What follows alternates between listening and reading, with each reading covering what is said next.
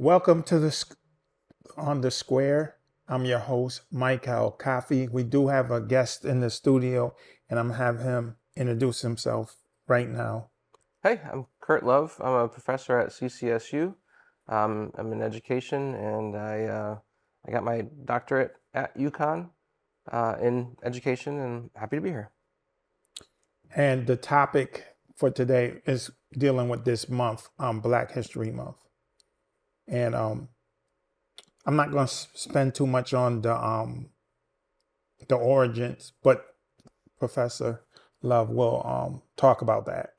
Well, other things, but he'll talk talk about the educational point of where Carter G. Wilson was focusing on, and not what the things you hear from Morgan Freeman and other people about being the shortest month and the coldest month and all those ridiculous statements. But he'll explain that when I rotate to him.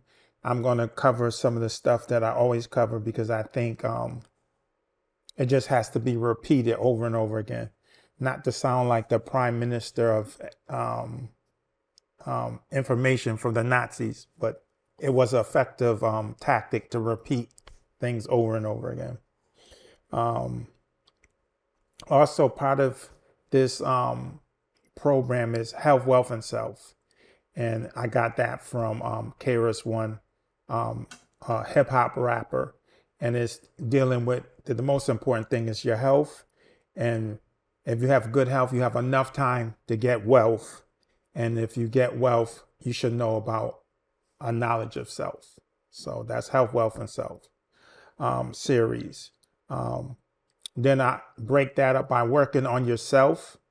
And a lot of us go into rescue mode in terms of we're trying to save the world, try to come up with these solutions and things of that nature when you should working on yourself, whether it's your health or your mental well-being or just evolving. And then once you get to that level where you feel comfortable, then you should start on your family. And once you got your family, your inner circle stable, you can't help your whole entire family, but I'm saying that inner circle, like your son, your daughter, your wife, your mother and father, that inner circle, not your fourth cousin and, all that kind of stuff. And then from there, you go to your neighborhood.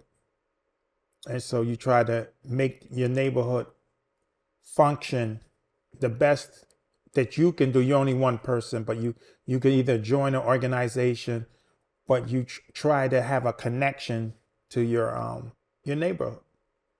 Maybe you have an elderly couple that might need their garbage taken out or their sidewalks shoveled or something. You make yourself known to the neighborhood and try to help out.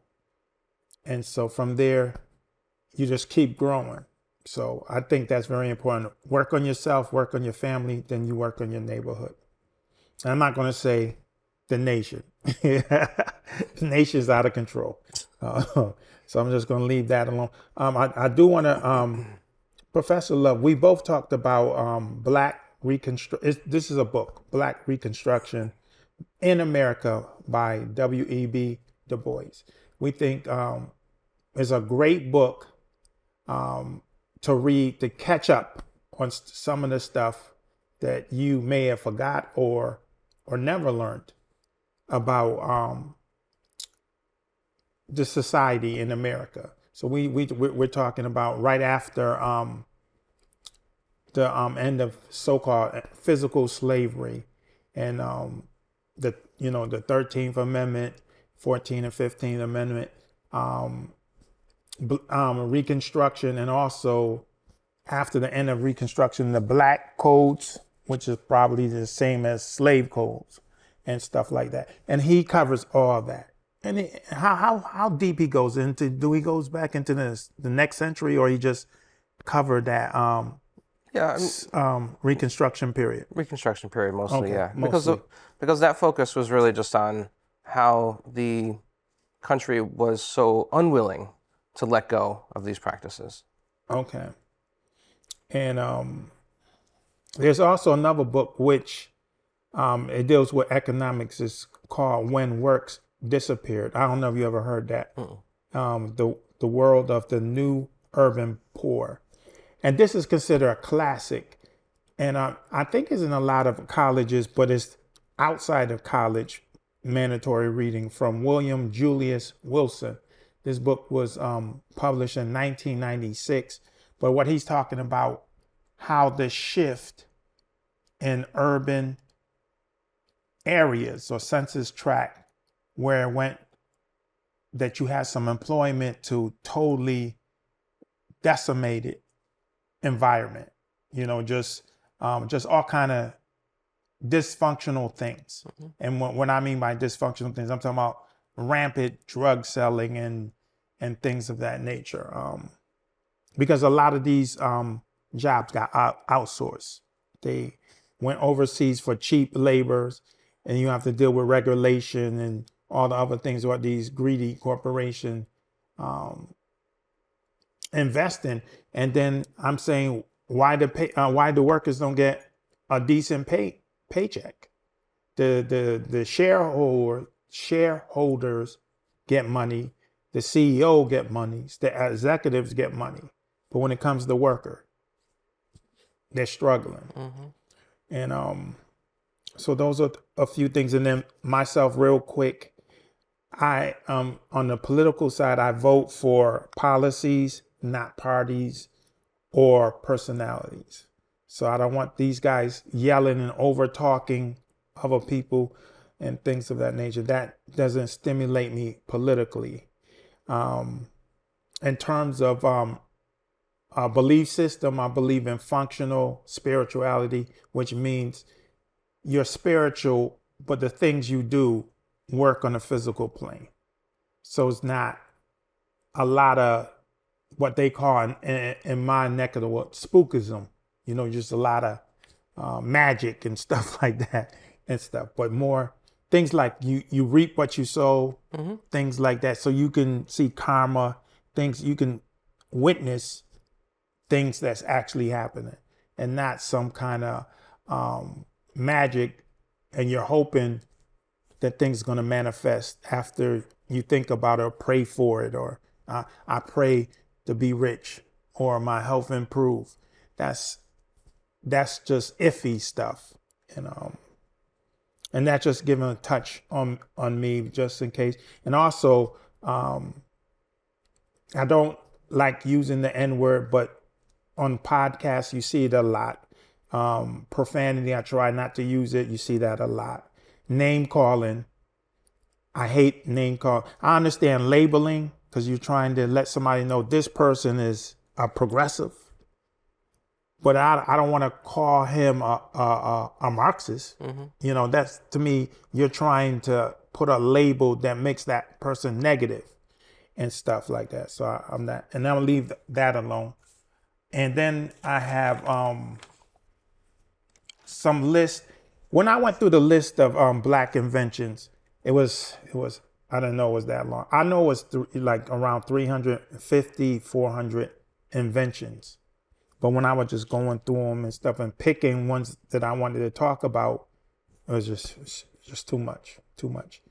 And some are tricky, like Henry T. Sampson. I was trying to understand where he fits in inventions, because what happens is certain people have him as the inventor of the cell phone. He didn't invent the cell phone, but he invented stuff inside the cell phone to make it functional. So without his help, it wouldn't work, but that don't make you the inventor of the cell phone. And that's I don't like people posting information that's not clear. You can't say somebody invented something when he only invented a component of that invention. So that, I've seen that a lot while I'm going through this list. But what he did invent was called a gamma electric cell. And that's converting radiation into electricity to work for the phone. So, and I'm thinking he mostly dealt with like batteries and stuff like that. One of my favorite inventors were Charles Drew. I don't know if you're familiar. Charles Drew, they call it the blood bank, but it's not the blood bank, but it's what they use in the blood banks. It's the storing of blood. So what made him important to me, the way he died. He got in a car accident, and he was brought to a hospital that didn't serve blacks. So they had to take him from that hospital to bring him to another hospital that served black people, and he died because the white hospital wouldn't accept him. So here's a guy that invented something that saved people that from war, accidents, and all that kind of stuff. And you can even save him, you know, because of your discrimination, anti-black, you know, or laws that, you know, have a great man die for no reason. But, you know, he resonate with me. Garrett Morgan. Garrett Morgan is another person that resonate with me because he created the traffic signal. And I get disturbed when I see the traffic light. There was no traffic light at that time. They had signals, so it's a sign: green, red, yellow. Those are signs. That's not a light. But he couldn't make any money off of it, so he sold the patent to General Electric. And look where General Electric is. Where is Garrett Morgan's family, his descendants? They're probably regular Americans doing a 9 to 5. But General Electric is making billions and trillions, you know. So that resonated with me. Also, he made what they call the gas hood. The gas hood, you know it as the gas mask. So they used that in World War I. And he's seen that again. And I don't know how much money he made off of that pattern.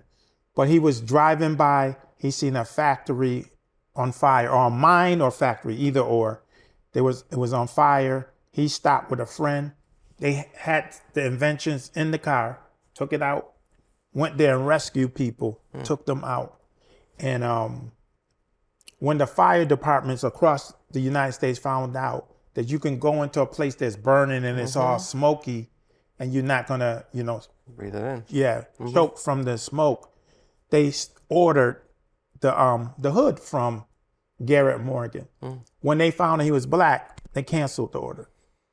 So you would rather cancel the order than try to save other people in burning buildings. And see, when you talk about this stuff, nobody want to hear it. It's you're whining, you're calling white people the oppressor. This is just documented stuff, you know. And I'm not trying to make blacks victims. It's not about blacks are victims, and it's not about whites being oppressed. It's just what happened, you know. And I'm not saying this place is so terrible that I need to move to Australia or Kenya. But when you don't want to face, when you face things by denying it, then that's a problem. Tell me where something was solved by denying it.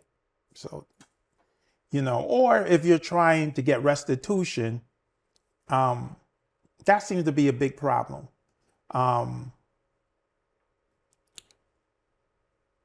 Some of it is a little bit not well thought out, but some is needed.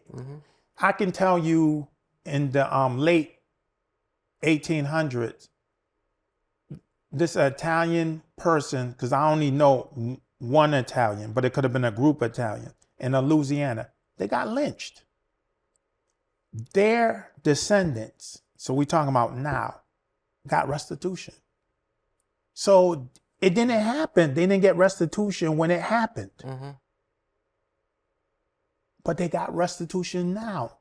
But every time black people talk about reparation, oh, that was in the past and this and that.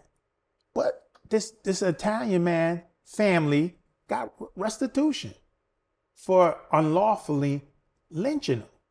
And that can be looked up. It happened in Louisiana.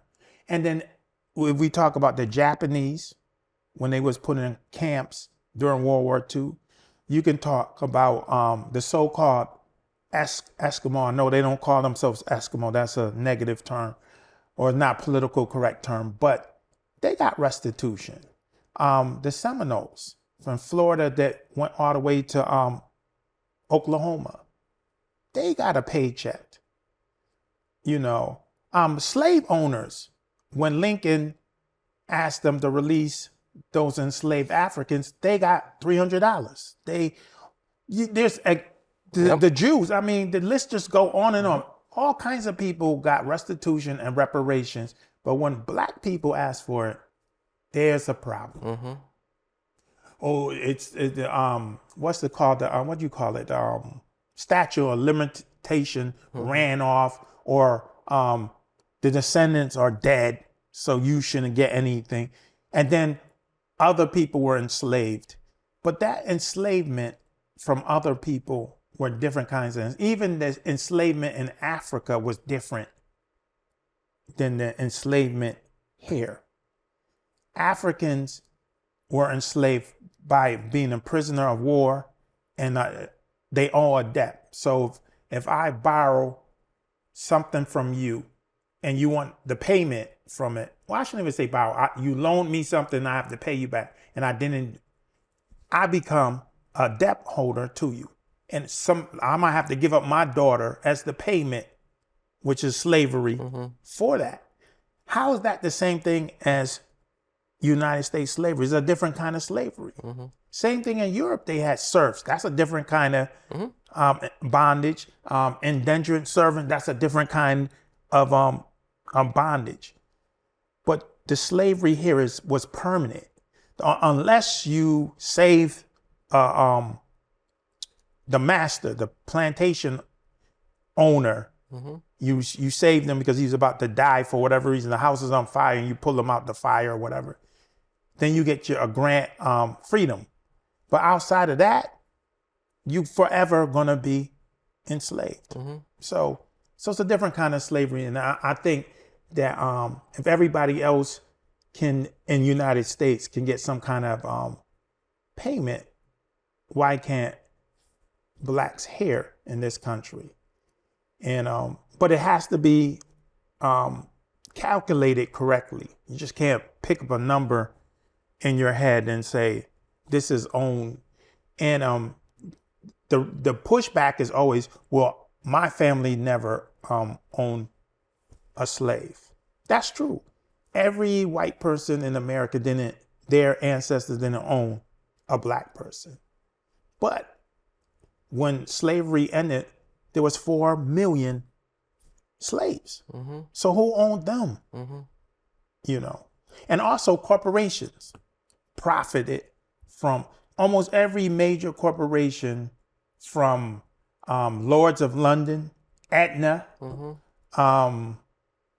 You could say Bank of America, even though they never exist. Bank of America bought banks that owned slaves. Gave the loans to get the slave, gave the profit. I think it's the John brothers. I think you had the brothers out in Rhode Island, and they built ships, and I don't want to call them slave ships, but there were ships that enslaved people were put in there and brought from overseas to here. And you have Providence Bank, which funded the building of those ships. And of course, Providence Bank no longer exists because Fleet bought them out, and then Bank of America bought Fleet.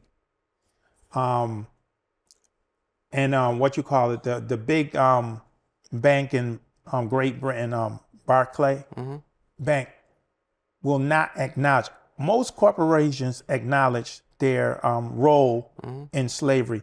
Barclay will not acknowledge any role in slavery.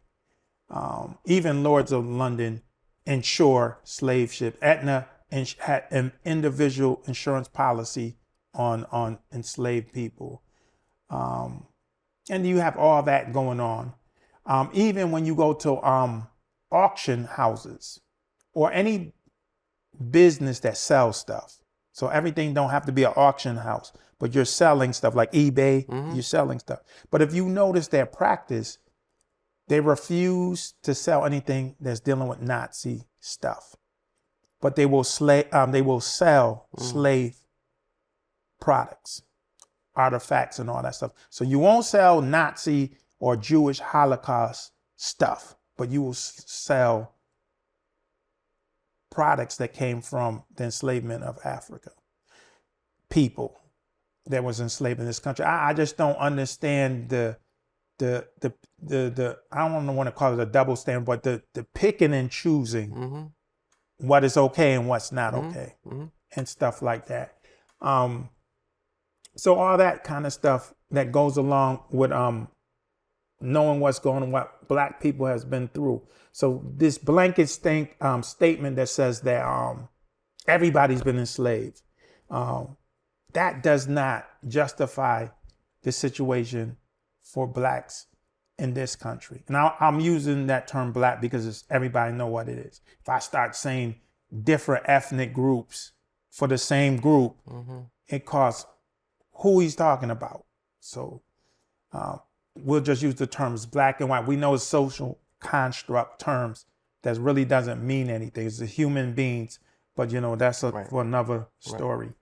A few more so I can let Dr. Love talk. Another one that resonated was, I don't know if you know, Mark Dean. Mark Dean is one of the 12 people for IBM that invented the PC. The problem is, well, I don't know if it's a problem. He has got recognition, and most people don't know the other 11. But Mark Dean is a Black male. And what's interesting about and why it resonates with me is that the National Hall of Fame of Inventors, that's out of in Ohio, people protested that institute because there was only a handful of Blacks in that museum. So when you go there to look at all these different inventions and the inventors, so you have hundreds or thousands. I've never been there, but you get what I'm saying. They're showing all these different inventors. It's like 3 out of the whole collection. So they made a national statement saying that their criteria for inventors is different from a regular inventors museum. So they're saying is every inventor at this location, Ohio, their invention has changed the United States. So I could have invented the paperclip, but that didn't change United States. So I'm still an inventor, but I'm not going to be in the Inventors Hall of Fame. It's just like sports, right? Yeah. Michael Jordan is in the Hall of Fame because they say he's one of the greatest basketball players. But there's a lot of people that play basketball. Yeah. So that's their argument. Why there's only 1 or 2 Blacks in this category in the Hall of Fame is because their contributions wasn't significant. But they got Mark Dean, which is make me curious because they're saying there's 12 people that worked on the IBM, but they gave him the credit. I don't know if he was the lead person. I got to read more about what he did to get that personal computer going to get the credit over 11 other people. But I still think they're a little strict on what affect the population of the United States, because Eli McCoy, they call him the real McCoy, which what he did was back in those periods, and we're talking about maybe the 1800s, you manually had to put lubrication in the train to keep the train going. he put a mechanism to provide the oil to keep going. So you don't have an individual going, you like this, walk, waiting around to, keep things from the friction to destroying the metal. And you keep lubricating it.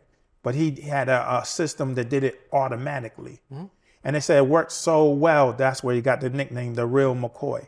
But again, most people don't even know what that term means. It's dealing with a black man that was so efficient with his invention. And I don't even think he's in that Hall of Fame invention museum. Got to look that up.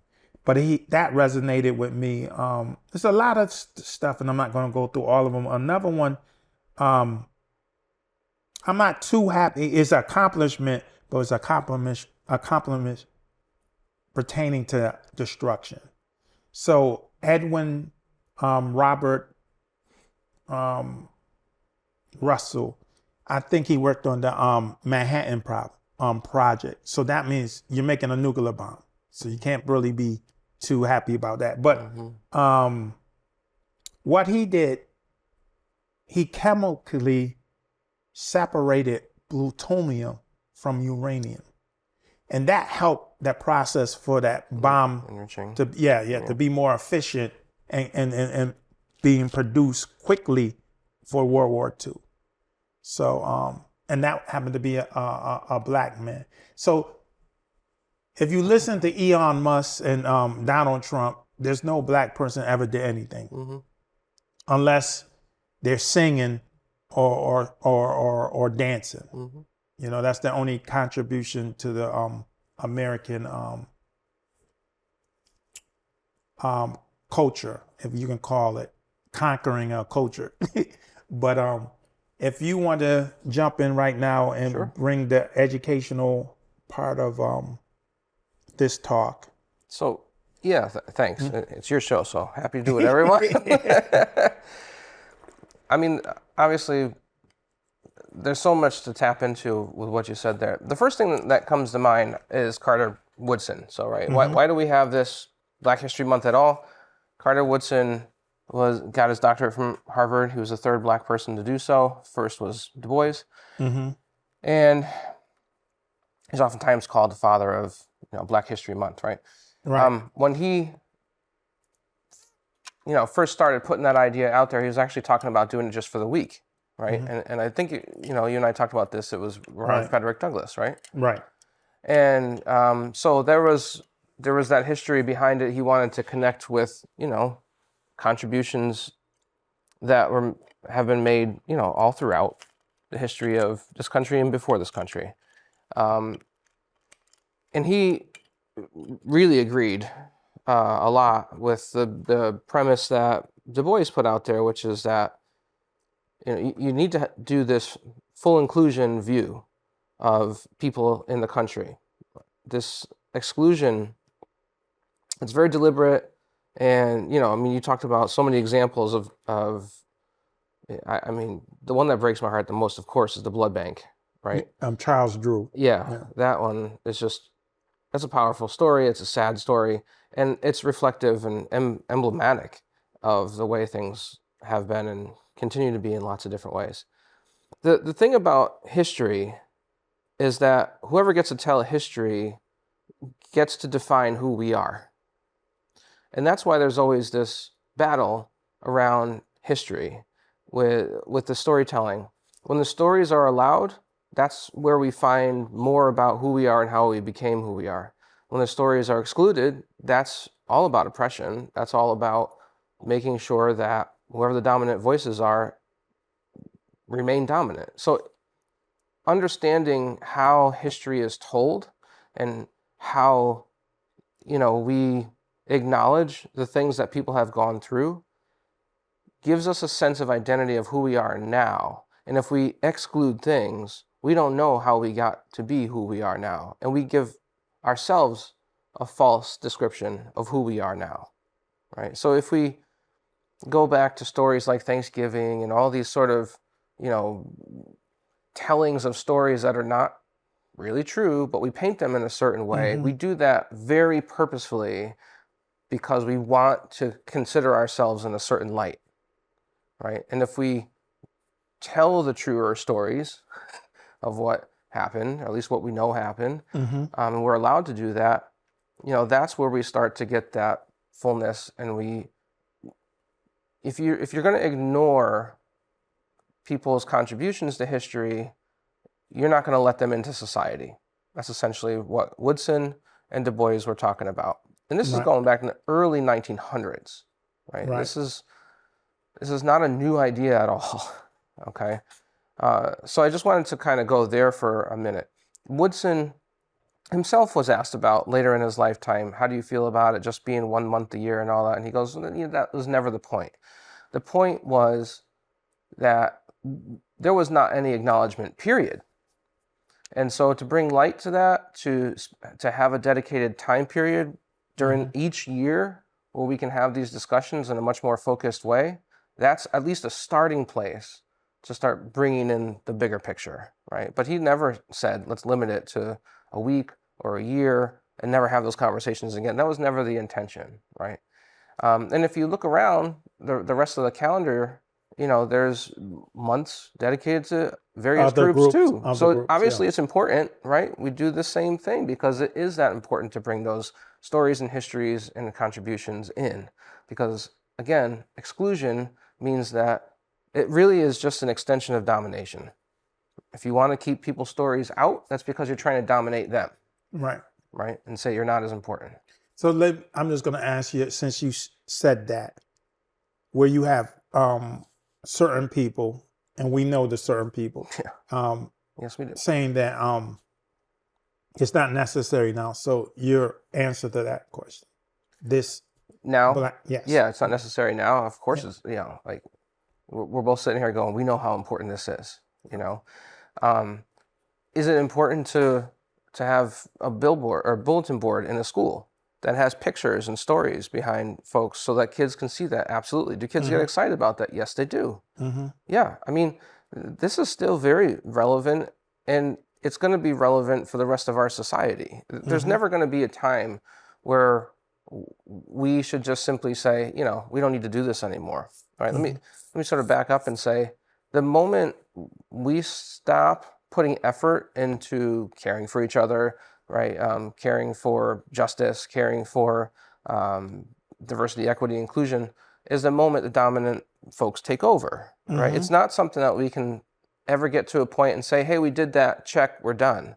This is something that always has to be continued and managed, and effort has to be put in all the time. It should never go away, right? Because there's the dominant group is just going to say, hey, you know what, you're right. We know, you're right. We're just going to, you're good. Right. And I usually say, sorry for cutting you. No, you're fine. Say, why history is so important. It a lot of times it could be taught real to like put you asleep. It's a boring topic. Out of all the topics you can study, but well, I think certain maths could put you to sleep too. But when you learned to walk, when did you learn? Past, present, or future. When did you? Right. That's history. Right. You don't throw away what you learned in the past because it's benefiting you right now. That's I always use walking as an example of why history is important. Second example, I can give you a lot of examples. Second example of why history is important. What happens when you go to a doctor's office? A new doctor. Right. What do you ask? What's the first thing you ask? They want to know your history. Yeah. Right. So people not putting the critical thinking part of their brain about history. How do I apply to you? Oh, that's that old stuff. No, it's relevant to the continuum of past, present, and future. But if you don't make those connections, you just think, oh, that's old stuff. Yes, you had old rifles that I want to use today if they made a version today or a pistol of today. But you still got the gun. And now you got crazy guns, smart guns and all kinds of armor piercing bullets and all kinds of guns. but the guns were made in the in ancient times. The Arabs invented the rifle, and they ended up using the powder that the Chinese use for firecrackers. See, they say it's gunpowder. That wasn't gunpowder.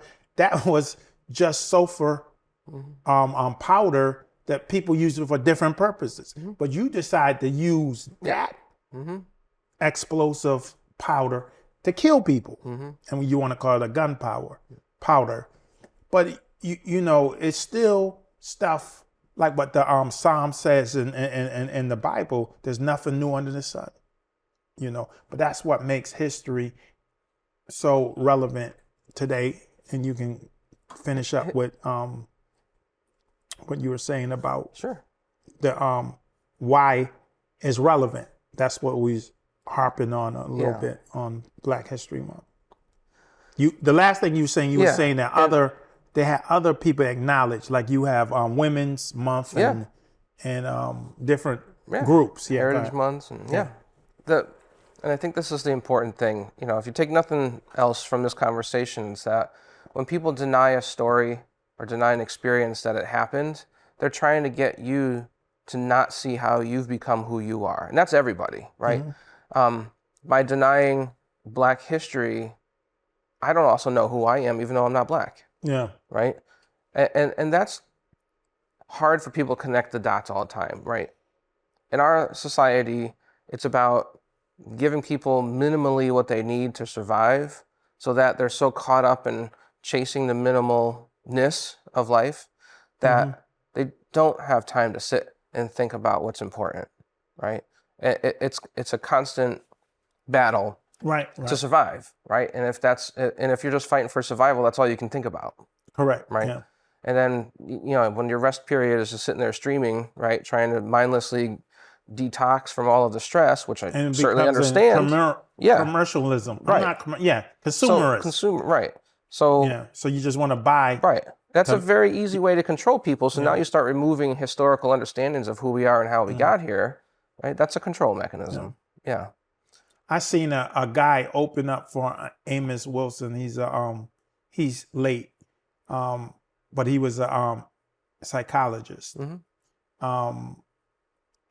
He wrote a lot of books and stuff. A lot of people like his work in the Black community.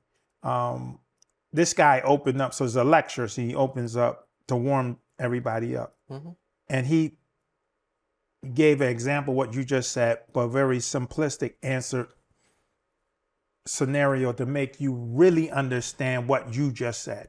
Survival. He said if you got an area and there's 100 people in that area and you get supply for only 10 people, it's going to be a conflict. Right. It's scarcity. Immediately. So you're in this area and you're saying why these people are acting savage, but they don't have. And then blame them for acting savage, right? Yeah. And they're reacting to their situation. Yeah. I don't want to call it a product of their environment, but they are the product of their environment. Yeah, we are. If you have them, you can't come over here, you can't go over here, you can't negotiate. You're just right here, and this is all you have. You're going to have conflict unless your morals are at such a high level that you understand hurting somebody else is not good. So you work together even though you're broke and you're struggling and you don't have nothing to eat. But that's example. Where in the world do you have that example where people is behaving like that? It's cliquish. It's only certain areas in the world that you have people that's extremely poor and very low crime rate because their morals are so important to them to not behave like being uncivilized. But here in this country where you see so many commercials and your program from advertisement, they're saying you need a plasma TV, you need an iPhone, you need the most expensive car, you need a big house, you need XYZ, and then when you don't have it, you're getting frustrated. Well, if you got a house Why do you need a big house? House or house. If you have, I always say, if you have a car, you got a Accord, why do you need a Bentley? You know, this environment have you thinking that you're supposed to have more than what you have. If you have a car, God has blessed you, or you blessed yourself. But you know, when you think that you need a car that almost costs $1 million, for what? You know, and it's just a terrible situation. The economics and the consumerism of this environment to have people, what is it called? Keeping up with the Jones? Yeah. And stuff is just terrible. But getting back. But that's the distracting / controlling mechanisms, right? So, and this is where Carter Woodson and Du Bois and others, even at that time, were coming from, which is that so much of this is about control. If somebody tells you not to pay attention to a certain aspect of history, that's because they want to maintain their power and they don't want you to have a way to undermine their power. Right. That's what it comes down to, right? The way in which control happens mostly is nonviolently, right? It's about controlling people's thinking. Right. That's the biggest way to control a society. And we're going through yet another iteration of that. Last time I was here was right before the election, you know, and what we found out through this election is one of the biggest data points was that uneducated white men are the reason why Trump was elected. Again, regardless of his history, regardless of his, you know, criminality and so forth. These are things that you couldn't even imagine happening not that long ago, right? If you take out that one data point from the electorate, 47 states would have gone for Harris, right? We would have had our first woman president, obviously a person who's biracial. There's a lot that happens within that one data point. How do you get uneducated white men to stand up for the very group that's abusing them and keeping them uneducated and poor, right? And I think, again, that's the same thing, right? It's all the same mechanisms that make that happen. If you look at, you know, the data that was coming out after the election, right? There's two states that are really interesting. Massachusetts, every single county went blue. Oklahoma, every single county went red. No other state is all red or all blue, just those two states. When you look at the data about how the states do, all the different indicators that we look at, education, healthcare, crime, and all that, right? The one totally blue state, Massachusetts, best in education, right? They always edge us out by like just, you know, a couple of points, right? Best in healthcare, and et cetera. And the list goes on, best, right? Always in the top 5, at least, for all these different indicators. And you look at Oklahoma, right? Where the story is massively controlled. You're not allowed to think about evolution. You're not allowed to think about Black history, right? All of these things are, you know, devil worshiping, you know, it's basically at that level. In that state, everything is within the bottom 5, everything, right? The quality of life is terrible. And yet people cheer and rah the very people who are victimizing them. Right.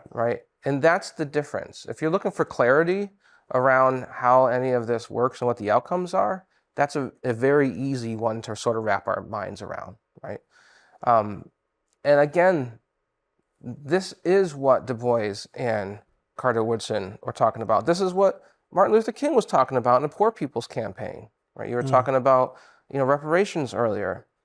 This is probably what got Martin Luther King Jr. killed, is that he was arguing that the government itself had deliberately made life much more difficult for Black folk in this country. And there's plenty of data to show that that's the case. The biggest one, beyond legalized slavery, of course, is also legalized segregation, and then the extension of that, which was through the FHA loans and redlining, right? I mean, but all of that played out all the way through the 1970s. Yeah, the book that I just mentioned, When Work disappeared in the world Mm-hmm. of the Mm-hmm. new urban poor. What they call it, the divestment of an area. Mm-hmm. Yeah. So if you know Yeah. this It's area, happened all over Connecticut and all over the country. Like a lot of people will talk about Detroit, right? That's like yeah, one of the prime examples. But yeah, Waterbury, yeah, Britain, right? yeah. Meriden. So when you have those jobs that has a living, let's call it a living wage, a wage that you can survive on, but your level of education doesn't have to be at a PhD level, gets taken away. Now you're left with that that minimum wage job to support a family. And then what Republicans or conservatives say, well, don't have kids. But when you don't have, your population won't grow without having children. And that's why you have to keep importing immigrants to fill those jobs, because you're not producing children, because they're saying don't have children because you can't afford them. Right. Yeah, Japan's going through this right now, right? Yeah. Their population pyramid is all messed up. Yeah, but right? I don't know how much is propaganda when they're saying that I forgot the number. And I don't know if it's not in American dollars. When anytime somebody tell you come to their country, I think it's 34,000. If you go to Japan and have children there, they want people to come in and get the birth rate.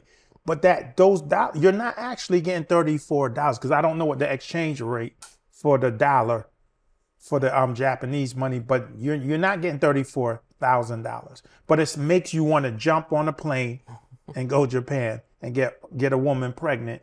So you get all these are bad ideas, and I'm not one that's suggesting that you don't have no job and you getting 10 women pregnant. That's not a good strategy either. No, definitely not.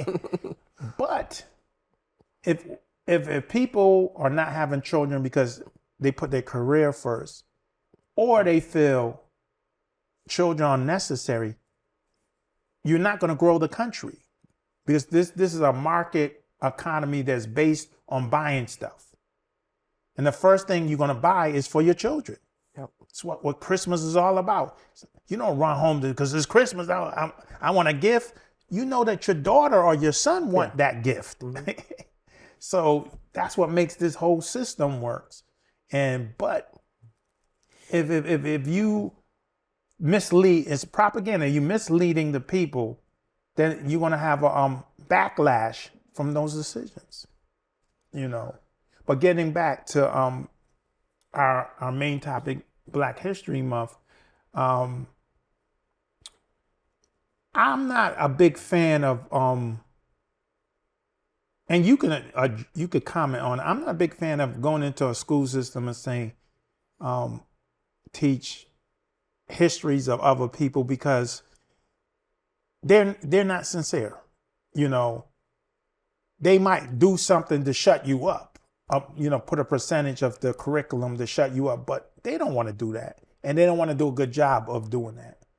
I just think that we as individuals need to teach our own history, and I don't mean any ethnic group, but teach their own history, because every history. This country, and that's another important point, because you need to learn about other people's history too, because if you learn about other people's history, you will learn that how the rail system in this country was made. Because on the East Coast, they use black people. So we're talking about Pennsylvania and all that stuff going west. But when you got to a certain point, they use Irish and Chinese to go to the West Coast. So different labor was used on different parts of the country. Different exploitation. Yeah, right? different. Yeah. And so, but if you didn't know who built all the, to your knowledge, only white people built railroads. Right. The tracks. But there's a bunch of groups that built the tracks, depending on what area, they worked on. And less and less Irish worked on the track, because when they were thirsty and you know, it's just, you know, so you get in parts, you know, going towards Nevada and stuff, you just burning up and you drink the river water. They were dying from the microbes in the water. Yeah. The Chinese didn't die because the Chinese used the water for tea. So they boiled it and it killed the microbes and they kept drinking it. And so they got hydrated. But the Irish were just drinking it straight and were dying off.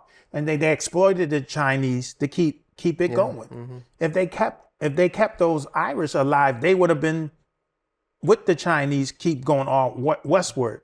And so you got all this stuff going on. Yeah. And most people don't even know the railroad history. And you were talking about our favorite person, John D. Rockefeller, that monopolized, is buying up everything. Brutal. Yeah. And just monopolized the whole thing. And at one part of his life, he was the most hated American. Nowadays, you're loved. Yeah. NBC's in the Rockefeller building, right? Yeah. So you know, knowing that history, and like I'm piggyback or veggie back on your statement, knowing other ethnic groups' histories too. Yeah. I would recommend a book called Bad Mexicans. This professor out of I want to say Santa Cruz, University of California, Santa Cruz, but she's somewhere around there. Latina. She wrote this book, and I wish a lot more Mexicans would read this book to tell you about your history in America, not your history in Mexico, your history in America. Because they it's almost like they're fighting other groups. But if you know your history, you form alignments with other groups. Well, and to that point, you know, I was thinking about Connecticut Black history, right? And one of the people that comes to mind is Prudence Crandall, who's a white woman, but it's definitely part of Black history. And that's, I can get into her story in just a second, but that is your point. Like, every group is not, you know, siloed off over here, right? We're working together, right? And there are people, you know, between groups who are looking to support each other and use the power that's given to them to say, look, I'm going to do this, right? Prudence Crandall was one of them. She was a principal of the Canterbury School in the 1800s, and she got arrested for allowing for Black girls out of state, because that was the law, right? She could have Black girls in the school, but they couldn't be from out of state. Right. Sarah Harris was a 20-year-old Black woman who became a student of the Canterbury School, and Prudence Crandall gets arrested for that, right? But Prudence Crandall, white woman who was also an abolitionist and, you know, very supportive of those kind of efforts. You know, she's somebody who should be heralded in addition to everybody else, right? I mean, there are opportunities for us in Connecticut to name schools after her, right? Why not? I mean, she was a principal of a school that did that kind of work, right? So we got to come to a conclusion. So I want to leave you with the conclusion to finish up why Black History Month, or just knowing other people's histories, is beneficial.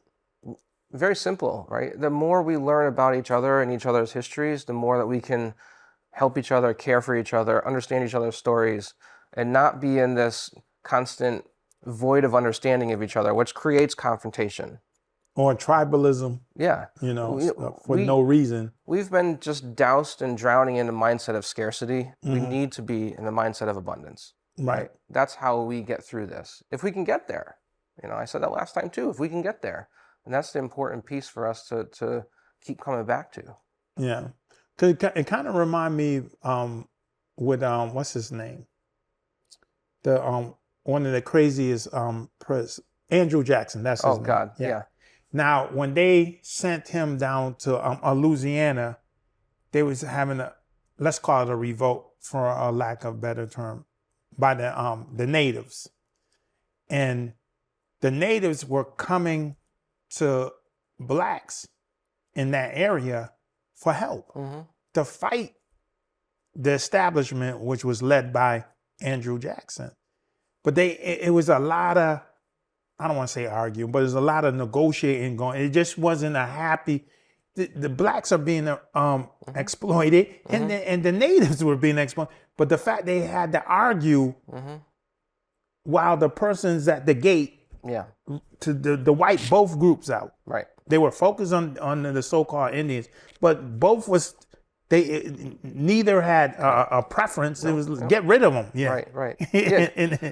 and but the fact that you feel that you had to argue instead of making an alliance to fight somebody who's coming to get rid of you. Right.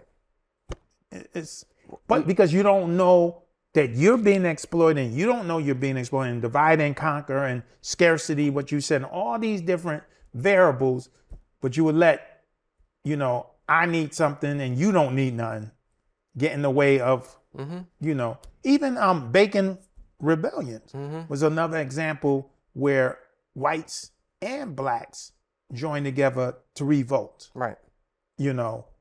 And that, and it quickly, it was not too many of those examples happen because they put a stop to it. They understand that if we go to these poor whites and say, hey, when you're finished your indentured servant, we'll give you jobs and land and all that stuff, you immediately stepping away from these blacks. You know what I'm saying?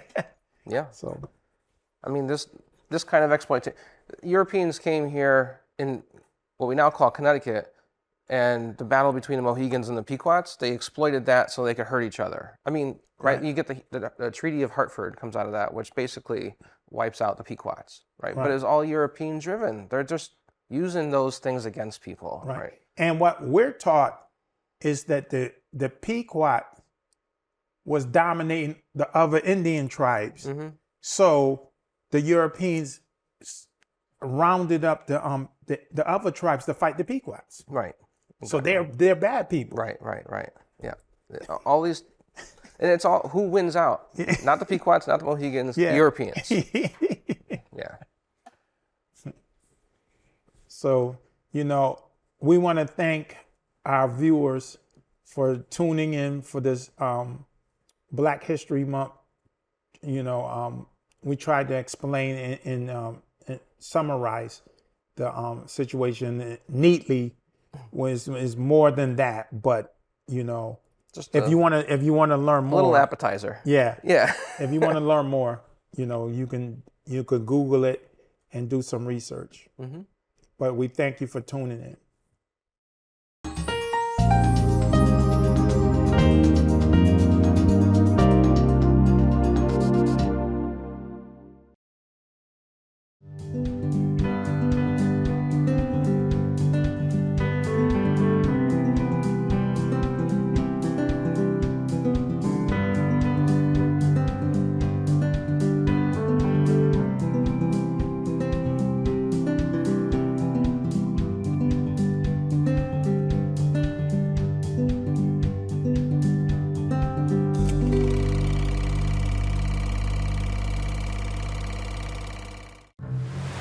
The water's warm at Jaws Pond, and we're stocked full of treasures. Big or small, we buy it all. We buy and sell fast rides, power tools, vintage guitars, and so much more. Walk the plank in style with our fine jewelry, diamonds, and watches. Plus, we have a huge selection of the latest video games, including the new PlayStation 5 and Xbox Series X. Jaws Pond, conveniently located on Meriden Waterbury Turnpike in Southington and West Main Street in New Britain.